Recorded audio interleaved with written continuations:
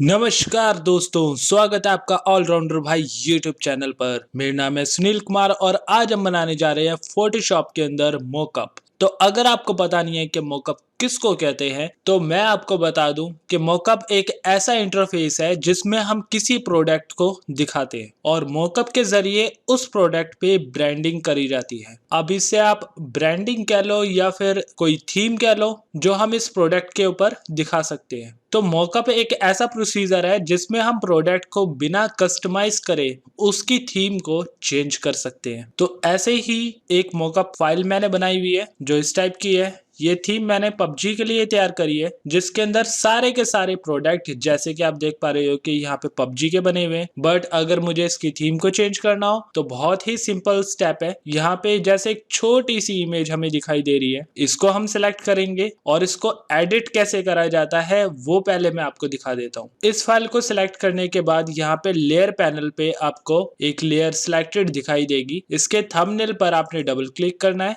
तो आप एक न्यू फाइल के अंदर चले जाओगे जिसमें ये इमेज लार्ज दिखाई देगी। अब फाइल मेन्यू पे जाके मैं कर देता हूँ प्लेस एम्बेडेड। तो इसमें जैसे डेस्कटॉप पर मेरी ही एक फोटोग्राफ पड़ी हुई है, इसको मैं सिलेक्ट करके प्लेस कर देता हूँ और वो इमेज इस पूरे के पूरे इंटरफेस पे सेट और एडजस्ट हो जाने के बाद जैसे मैं एंटर प्रेस करके कंट्रोल एस से सेव करूंगा और जाऊंगा अपनी प्रीवियस फाइल पर तो आप देखोगे कि सभी के सभी प्रोडक्ट के अंदर वो इमेज चेंज हो चुकी है। तो ये फाइल मैंने कैसे क्रिएट करी ये आपको दिखाता हूँ। तो इसके लिए दोनों की दोनों फाइलों को मैं क्लोज कर देता हूँ और ओपन करता हूँ अपनी एक सैंपल इमेज। ये सैंपल इमेज यहाँ पर ऑलरेडी अवेलेबल है। इस सैंपल इमेज का लिंक मैं अपनी इस वीडियो के डिस्क्रिप्शन में दे दूंगा ताकि आप इस फाइल को डाउनलोड करके मेरे ही बताए हुए इस मॉडल की प्रैक्टिस कर सको। इस फाइल को इंपोर्ट करने के बाद यहाँ पर इमेज मेन्यू में जाऊंगा और इमेज साइज के अंदर ऑल्ट कंट्रोल आई का इस्तेमाल करके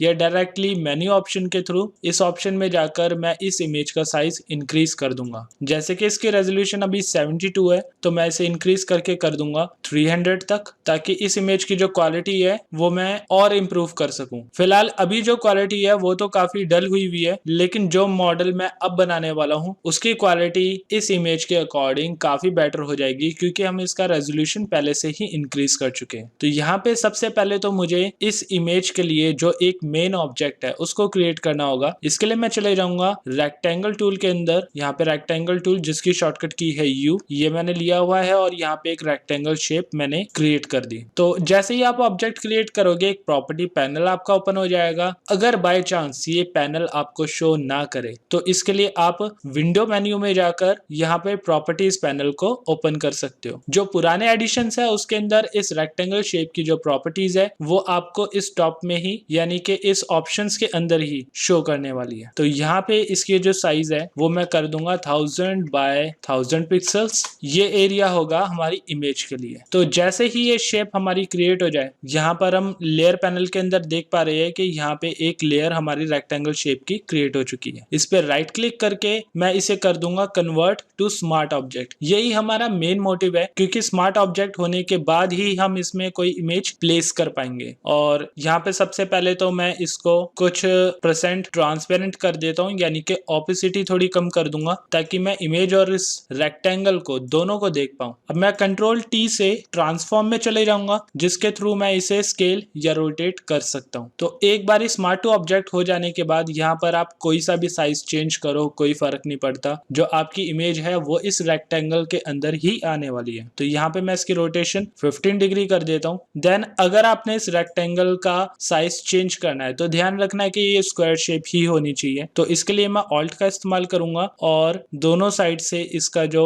एरिया है वो मैं थोड़ा सा डिक्रीज कर दूंगा ताकि मैक्सिमम टू मैक्सिमम एरिया मैं इस कार्ड के लिए क्रिएट कर सकूं। तो ये कार्ड मैंने सेट कर दिया, देन एंटर। तो हमारी जो इमेज है वो इस कार्ड के अकॉर्डिंग ही रोटेट हुई है। अब नेक्स्ट मुझे इस कार्ड की शेप बनानी है तो इसके लिए मैं चले जाऊंगा दोबारा से राउंडेड रेक्टेंगल के अंदर। वैसे तो सारी की सारी ये बेसिक शेप्स ही है, तो इनकी सबकी शॉर्टकट की जो है वो आपको सेम ही मिलेगी, लेकिन ऑब्जेक्ट अलग अलग आएंगे। तो यहाँ पे राउंडेड रेक्टेंगल से मैं इस शेप को क्रिएट कर देता हूँ। इसमें जो नीचे कॉर्नर्स यानी कि जो लेफ्ट और राइट में आप कॉर्नर्स को देख पा रहे हो काफी कम राउंडेड है, तो मैं ऑब्जेक्ट को सिलेक्ट करके यहाँ पे जो इसके कॉर्नर है इसको राउंडेड कर दूंगा 20 तक, ताकि ये थोड़ा बहुत इस कार्ड के अकॉर्डिंग सिमिलर कर्व हो सके। तो हम चाहे तो इसको और कर्व दिखा सकते हैं अपनी रिक्वायरमेंट के अकॉर्डिंग, जैसे मैंने 35 या 40 तक कर दिया। तो इतना कर्व मेरे इस कार्ड के अकॉर्डिंग ठीक है। अब अगर साइज की बात करें तो यहाँ पे मैं इसका साइज कर देता हूँ हाइट में 900 और विड्थ में 500। साइज अभी थोड़ा कम लग रहा है मुझे, 550 कर देते हैं। अब इसको भी रोटेट हम कर देंगे कंट्रोल टी से ट्रांसफॉर्म करके। यहाँ पे एंगल आ रहा है, इसको मैं 15 डिग्री एंगल में इसको भी रोटेट कर दूंगा और थोड़ा सा ट्रांसपेरेंट में कम करके देख लूंगा कि इसका जो साइज है वो ठीक आ रहा है या नहीं। थोड़ी सी इसकी विड्थ में कमी है, तो हम चाहे तो डायरेक्शन के अकॉर्डिंग थोड़ा सा इसका साइज इंक्रीज कर सकते हैं, या तो कंट्रोल जेड से अंडू करके जो इसकी मेन प्रॉपर्टीज है इसमें मैं इसका साइज चेंज कर दूंगा 550 की जगह 560। देन अब दोबारा कंट्रोल टी से ट्रांसफॉर्म और एंगल इसका 15 डिग्री मैंने रोटेट कर दिया, देन एंटर। और इसके बाद जो इसकी ऑपोसिटी है वो भी मैं कम कर दूंगा ताकि मैं कार्ड के साथ साथ इस शेप को भी देख पाऊं। तो इसको जूम करके कोशिश करूंगा कि मैं परफेक्टली सेट कर पाऊं। बट एक चीज का आप ध्यान रखना कि जो बाहर मैंने रेक्टेंगल शेप क्रिएट करी है इसी के अंदर राउंडेड रेक्टेंगल शेप होनी चाहिए, यानी कि किसी भी तरीके से ये क्रॉस करके बाहर नहीं जाना चाहिए दूसरे ऑब्जेक्ट के। टॉप से थोड़ा सा बाहर जा रहा है तो मैं इसे मूव करके थोड़ा सा अंदर कर दूंगा और नीचे से भी, यानी कि 1-2 पिक्सल भी अगर अंदर हो तो हमारा जो ऑब्जेक्ट है वो सेफ है। तो ये हमारी शेप बन चुकी है मेन कार्ड की शेप। अब इसके बाद एक और ऑब्जेक्ट हमें बनाना पड़ेगा जो इसमें होल का काम करेगा। तो इसके लिए दोबारा से मुझे राउंडेड रेक्टेंगल के अंदर जाना पड़ेगा और अब हम चले जाते हैं टॉप पर सब्ट्रैक्ट फ्रंट शेप से और अब इस शेप को हम क्रिएट कर देंगे। तो आप देखोगे कि जो मेरा फर्स्ट ऑब्जेक्ट था जो मैंने यहाँ पे राउंडेड रेक्टेंगल शेप क्रिएट करी थी, दूसरा ऑब्जेक्ट क्रिएट करने पर ये सब्ट्रैक्ट हो चुका है। तो इसके जो कॉर्नर्स हैं वो मैं अपने कार्ड के कॉर्नर के अकॉर्डिंग ही रखूंगा, यानी कि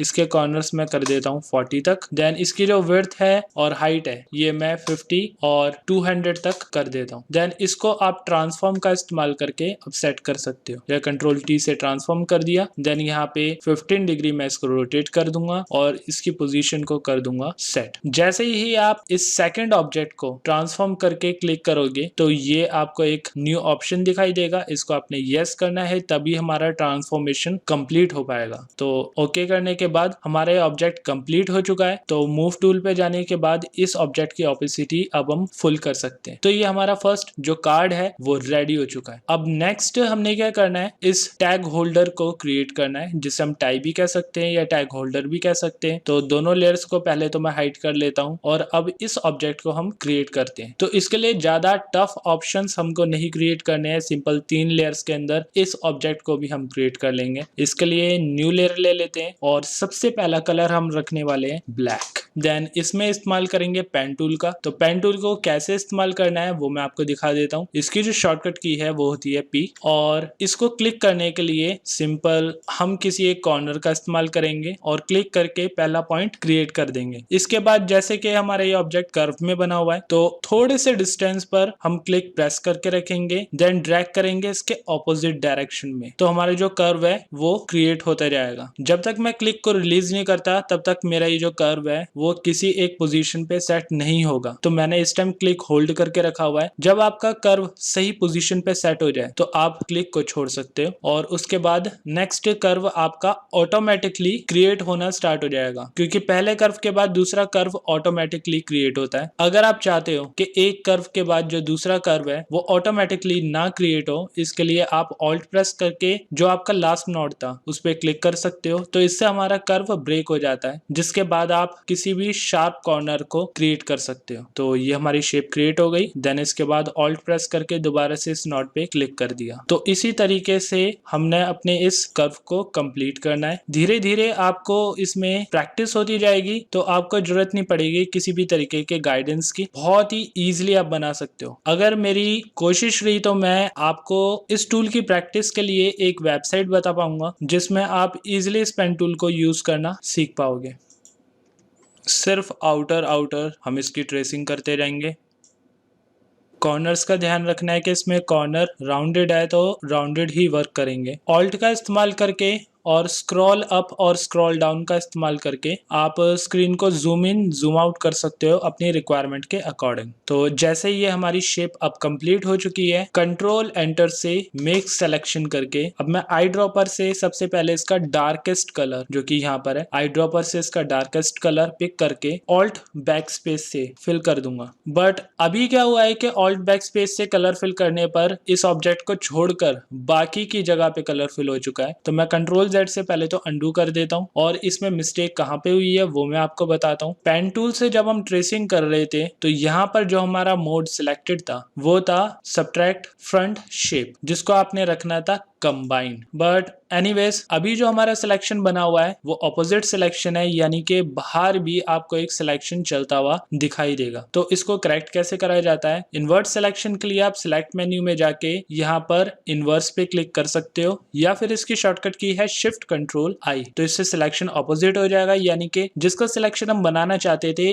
उसका सिलेक्शन अब बन चुका है। देन दोबारा से ऑल्ट और बैक स्पेस का इस्तेमाल करके अब हम कलर फिल कर चुके हैं। देन कंट्रोल डी से डी सिलेक्ट। यहाँ पर सिलेक्शन बनाते टाइम एक चीज मैंने नोटिस करी कि मेरी जो बाकी की लेयर्स थी वो अब गायब हो चुकी है। तो ये ऑप्शन कभी कभार आपकी स्क्रीन पे भी शो कर सकता है। तो इसका मतलब ये नहीं है कि हमारी फाइलें खराब हो चुकी है। यहाँ पर आप देख पा रहे हो कि एक फिल्टर यहाँ पे ऑटोमेटिकली आ गया है, तो इसको हम इग्नोर करते हुए सिंपल इस स्विच को ऑफ कर देते हैं। तो जैसे हम ऑफ करेंगे दोबारा से हमारी जो लेयर्स है वो विजिबल हो जाएगी। तो हमारे जो ब्लैक वाली लेयर का काम था वो अब कंप्लीट हो चुका है। नेक्स्ट लेयर हम बनाने वाले हैं इसके अंदर। इस लेयर को हम हाइड कर देते हैं इस आंख पे क्लिक करके। न्यू लेयर हम क्रिएट कर लेते हैं यहाँ पे बॉटम में और पेन टूल का इस्तेमाल करके अब लाइटन एरिया को क्रिएट करने वाले हैं। तो यहाँ पे जैसे एरिया हमें दिखाई दे रहा है, पेन टूल से इतने एरिया का सिलेक्शन मैं बना लेता हूँ और ऑल्ट बैक स्पेस से ब्रेक कर दिया पॉइंट को। देन फिर नीचे से इसको एडजस्ट करते हैं और ये हमारी फर्स्ट शेप क्रिएट हो चुकी है। इसमें मैंने पूरे इस पार्ट का सिलेक्शन इसलिए बनाया है क्योंकि ऊपर से डार्क और नीचे से लाइट एक ग्रेडियंट इनफैक्ट यहाँ पे क्रिएट हो रहा है। कंट्रोल एंटर से मेक सिलेक्शन करके इस न्यू लेयर पर अब मैं इस ग्रे कलर का ही इफेक्ट देने वाला हूँ। तो इसके लिए मुझे दो कलर्स की रिक्वायरमेंट पड़ेगी। फोरग्राउंड में मैं चले जाता हूँ और आई ड्रॉपर की हेल्प से पहले तो ये डार्क पोर्शन का कलर मैं ले लेता हूँ। देन ओके, इसके बाद बैकग्राउंड में मैं चले जाता हूँ और नीचे का सबसे जो लाइटेस्ट एरिया है उसको मैं क्लिक करके ओके कर देता हूँ। तो यहाँ पे हमारे पास दो शेड अब अवेलेबल है। मैं इस पैनल को लार्ज करके आपको दिखाता हूँ। यहाँ पे दो शेड है, बहुत ही माइनर सा डिफरेंस है इसके अंदर, लेकिन ये हमारे इस इफेक्ट को क्रिएट करने में हेल्प कर देगा। तो इसके लिए बाद हमने जाना है ग्रेडियंट टूल के अंदर और यहाँ पे हमारे जो प्रीसेट्स शो कर रहे हैं इसमें मैं फर्स्ट प्रीसेट यानी कि फोरग्राउंड टू बैकग्राउंड पे क्लिक कर दूंगा। और इसको इस्तेमाल कैसे करना है? फोरग्राउंड हमारा है ये डार्क कलर और बैकग्राउंड है हमारा लाइट कलर। तो यहाँ पे फोरग्राउंड यानी कि डार्क कलर से लेकर लाइट कलर तक हमें सिंपल ड्रैग करना है और ये हमारा शेड क्रिएट हो चुका है। कंट्रोल डी से डी सिलेक्ट कर सकते हैं या मेन्यू में मैं आपको दिखा दूं, यहाँ पे डी सिलेक्ट का बटन है, इससे हम डी सिलेक्ट कर सकते हैं। अब ऐसा ही एरिया यहाँ पे भी बना हुआ है। पेन टूल दोबारा से ले लेते हैं और इस एरिया का आप सिलेक्शन बनाएंगे,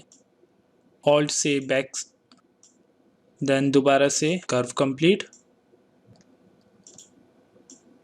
ये शेप थोड़ी सी नीचे लेकर आ जाते हैं क्योंकि यहाँ पे डबल लॉक दिया हुआ है। थोड़ा सा इनसाइड करके इसको वापस से बैक कर देते हैं, देन फिर वापस से आउटसाइड और फिर इस शेप को यहाँ पे क्लिक करके कंप्लीट कर देंगे। तो ये सेकंड शेप हमारी बन चुकी है। कंट्रोल एंटर से मेक सिलेक्शन कर देंगे और इसमें भी सेम शेड का इस्तेमाल करते हुए ग्रेडियंट टूल में मैं एक डायरेक्शन से दूसरी डायरेक्शन तक शेड क्रिएट कर दूंगा। कंट्रोल डी से डी सिलेक्ट। अब नेक्स्ट यहाँ पे भी आपको कुछ ब्लैक पोर्शन दिखाई दे रहा होगा, तो उसको छोड़कर बाकी के एरिया में हमने कलर फिल करना है, लेकिन पहले बाकी के पार्ट हम देख लेते हैं। यहाँ पे भी पेन टूल का इस्तेमाल करके सिलेक्शन में बना लेता हूँ।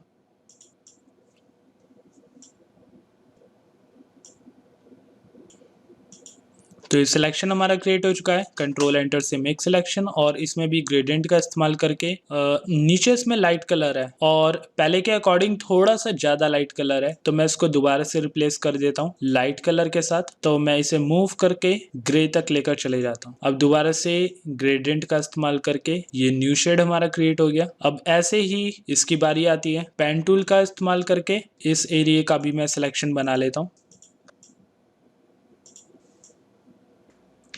ये हमारा सिलेक्शन कंप्लीट हो गया। कंट्रोल एंटर से मेक सिलेक्शन और ग्रेडियंट टूल का इस्तेमाल करके दोबारा से डार्क टू लाइट। तो ये शेड हम दे चुके हैं। अब सिंपल लाइट कलर की बारी आती है। पेन टूल हम ले लेते हैं और सिंपल सिलेक्शन में बना लेता हूँ, थोड़ा सा ब्लैक कलर का एरिया छोड़ते हुए। तो ये सिलेक्शन हमारा बन चुका है। Control enter to make selection और इसमें मैं डार्क कलर का इस्तेमाल करके एक सिंपल कलर ही डालने वाला हूँ। तो आई ड्रॉपर से इस कलर को मैं पिक कर लेता हूँ, देन ऑल्ट बैक स्पेस का इस्तेमाल करके कलर फिल कर दूंगा। बट बीच में भी कुछ पार्ट ऐसे थे जिसमें ब्लैक कलर ऑलरेडी हमारा शो कर रहा था, तो मैं इस लेयर को हाइड कर देता हूँ और पेन टूल का इस्तेमाल करके अब जिस एरिया को मुझे डिलीट करना है उस एरिया को मैं सिलेक्ट कर लेता हूँ। यहाँ पर शेप वापस से रिटर्न हो जाएगी।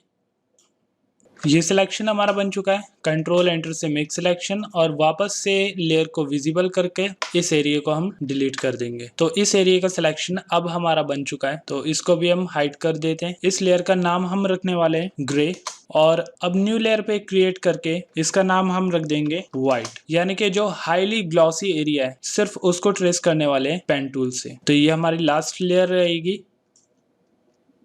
ये हमने ट्रेस कर लिया। ऐसा ही थोड़ा सा ग्लोसी पार्ट हमारा यहाँ पे शो कर रहा है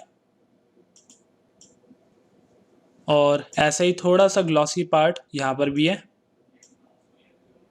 ऐसे ही सेम यहाँ से ये जो ग्लॉसी एरिया है इसका कंप्लीट सिलेक्शन हो जाएगा और ऐसा ही यहाँ पर भी। तो जितने एरिया में हमने यहाँ पे ग्लो देना था वो सारा का सारा एरिया का सिलेक्शन हम बना चुके हैं। Control enter to make selection और आई ड्रॉपर से सबसे लाइटन कलर मैं पिक कर लेता हूँ, देन ऑल्ट बैक स्पेस से फिल। तो अब सारी लेयर्स को विजिबल करके मैं आपको दिखा देता हूँ। इस टाइप का ये टैग हमारा बन चुका है। अब इसमें जहां पर हमने ग्रेडियंट क्रिएट करा है वो एरिया तो हमारा ओके है, लेकिन ये जो वाइटन एरिया है इसमें थोड़ी सी मॉडिफिकेशन हमें करनी पड़ेगी। तो इसके लिए हम क्या करेंगे, यहाँ पर सबसे पहले तो ब्लर टूल का इस्तेमाल करेंगे। ये रहा हमारा ब्लर टूल और कहीं कहीं पर थोड़ा सा इसको फेड करने के लिए हम ब्लर टूल से इसके कॉर्नर्स को हल्का कर देंगे ताकि ये दूसरे ऑब्जेक्ट के साथ मिक्सअप होता हुआ दिखाई दे। लेकिन ध्यान रखना कि इसे ब्लैक के साथ मिक्स मत कर देना, सिर्फ जो हमारा ग्रे पोर्शन है उसके साथ ये मिक्स होएगा।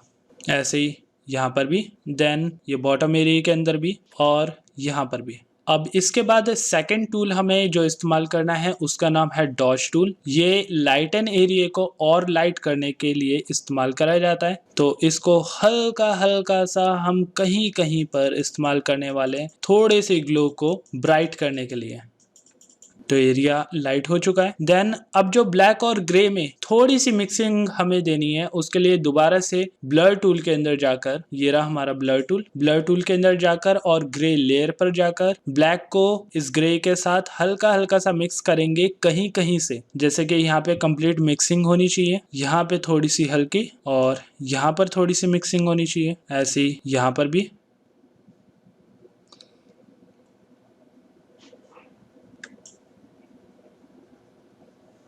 ये थोड़ा सा ब्लैक कलर यहाँ पे निकला हुआ है बट इसकी आपको टेंशन लेने की जरूरत नहीं है क्योंकि इसे हम बहुत ही इजी तरीके से रिमूव कर सकते हैं। तो इसके लिए सिंपल इरेजर टूल हम ले लेंगे। यहाँ पे जो इसकी हार्डनेस है वो हम कर देंगे फुल और साइज काफी बड़ा है तो यहाँ पे ब्रश के साइजेस में जाके इसका साइज हम कर देंगे कम। ये हमारी ग्रे वाली लेयर नहीं है, ब्लैक लेयर पे जाकर इसको रिमूव करके देखते हैं। इसकी ऑपोसिटी कम है ब्रश की तो इसको फुल कर देते हैं ताकि एक ही शॉट के अंदर इसको हम इरेज कर सकें। तो ये हमारा टैग बन चुका है। हल्का सा अगर हम यहाँ पे शेड देना चाहते हैं ग्रे कलर के साथ तो ये ग्रे कलर है। देन यहाँ पर ये हमारा ब्लर टूल था, देन ये डॉज टूल था जो हमने लाइट करने के लिए इस्तेमाल करा था। बर्न टूल होता है डार्क करने के लिए, तो थोड़ा सा हम इसमें डार्किश भी अप्लाई कर सकते हैं। ये थोड़ा ज्यादा हो गया तो यहाँ पे जो इसकी एक्सपोजर है इसको मैं काफी कम अमाउंट में कर दूंगा, एटलीस्ट 5% तक, और हल्का हल्का सा इसको मैं डार्क कर दूंगा कॉर्नर से ताकि एक टैग की लुक में आ जाए।